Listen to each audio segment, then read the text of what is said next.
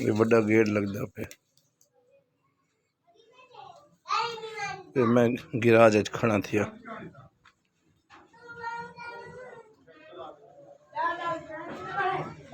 सीढ़ी है दरवाजे एक गड्डी खड़ाने वाला गिराज है।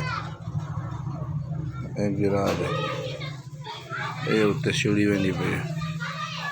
गिराज दे विचों जिवें दाखिल थीने ये गेट है बैठक दा। ये बैठक है ये लंटर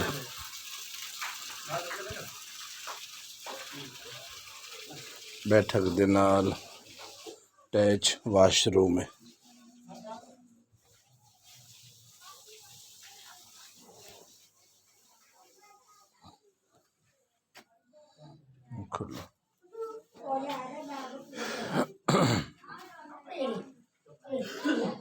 टीवी लाउन दे विचों बैठक दा दरवाजा है।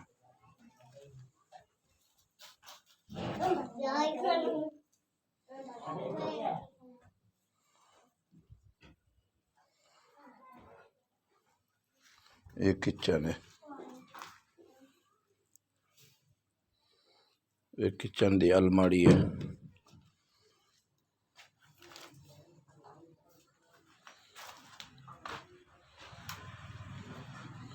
ये टीवी लाउन दी ड्रेसिंग अलमारी।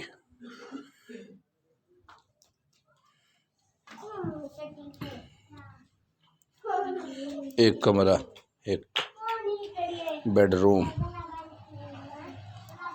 लंटर है इंदा।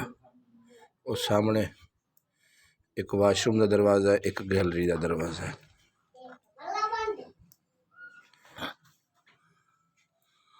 ये लंटर है। ये भी है बेडरूम है दूजा कमरा। ये सामने इंदा एक दरवाजा है गैलरी वाले लैटरीन का। ये ड्रेसिंग अलमारी है इंदी। कमरे दी विंडो ई पासे है। ये सामने किचन दी है। ये ओपन जगह है हवा वास्ते। माशाल्लाह बेहतरीन हवा आती पई तो रोशनीदार।